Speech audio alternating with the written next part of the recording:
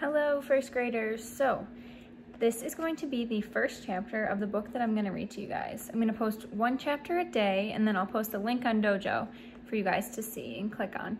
So it's called Socks by Beverly Cleary. And if you didn't get a chance, I'm going to actually read the back of the book just so you guys get a little hint as to what the book is about. Socks is one happy cat. He lives with a nice young couple called the Brickers, who play with him, pet him, feed him treats, and always have a warm lap for him to sit in. Then a new baby joins the family. Suddenly, the Brickers are sharing their laps and love with Charles Williams, and Socks is getting into all sorts of trouble. He runs from a phantom dog, wrestles with Nana's best wig, and fights old Taylor the tomcat for his territory. But as Charles William grows, Socks discovers that he has a new friend and a new way to be a part of the family. So I'm going to read the first chapter to you guys. And the first chapter is called The Kitten Sale. The tabby kitten hooked his white paws over the edge of the box marked Kittens 25 cents or Best Offer. The girl with the stringy hair and sunburned arms picked him up and set him down in the midst of his wiggling, crawling, mewing brothers and sisters. He wanted to get out. She wanted him to stay in. The puzzling struggle had gone on all morning in the space between the mailbox and the newspaper rack near the door of the supermarket. "Nice fresh kittens for sale," called out the girl, whose name was Debbie. She usually held the kitten in her arms, and he expected her to hold him now.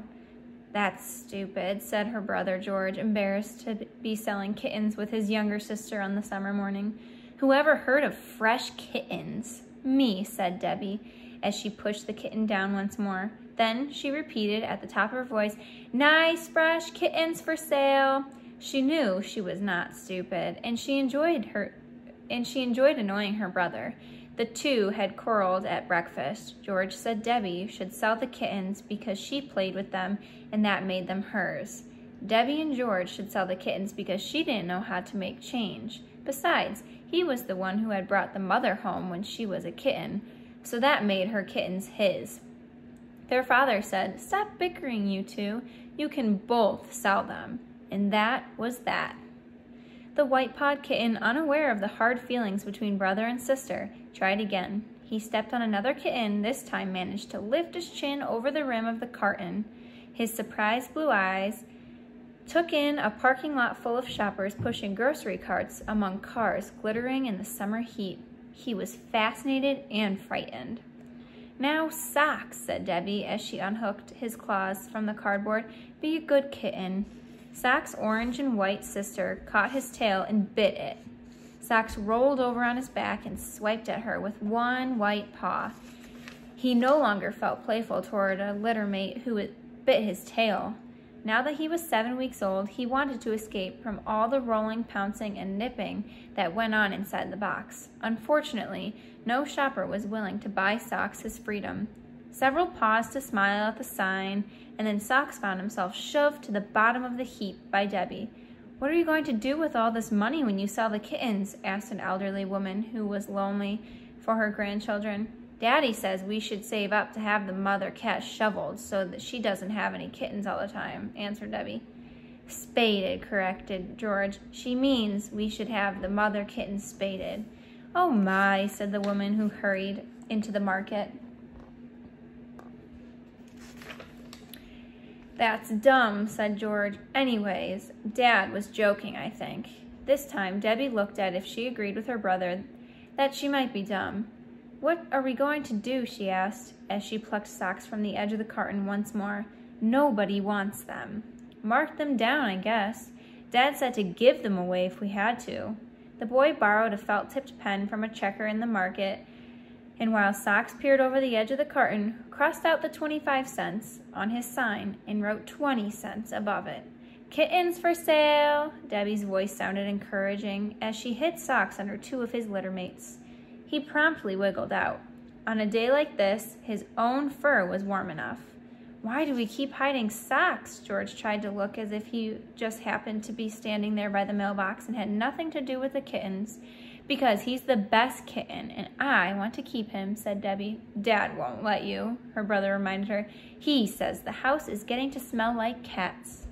Socks found himself plucked from the litter and cradled in the girl's arms. Well, at least we can find a good home for him, Debbie was admitting the truth of her brother's statement. I don't want just anybody to take Socks. You don't see a line of people forming to buy kittens, do you? Asked George. To pass the time, he had read the headlines of the newspapers in the rack and the label on the mailbox and was starting on the signs posted in the windows of the market. Socks tried to climb Debbie's t-shirt, but she held him back while she watched the faces of shoppers for signs of interest. Once, a man approached, but he only wanted to drop a letter in the mailbox. A woman paused long enough to look at each kitten and then said, No, I can't bear to think of anything as warm and furry as a kitten on such a hot day. Children entering the market with their parents begged to be allowed to buy a kitten. Just one, please, please, with their very own money, but no one actually bought a kitten. I guess it just isn't kitten weather, said Debbie. Socks struggled to free himself from the heat of the girl's sweaty arms. Be good, Socks, said Debbie. We're trying to find you a nice home. Fat chance. George had finished reading the signs in the window and was even more bored. Special prices on ground beef and soap and announcements of cake sales did not interest him.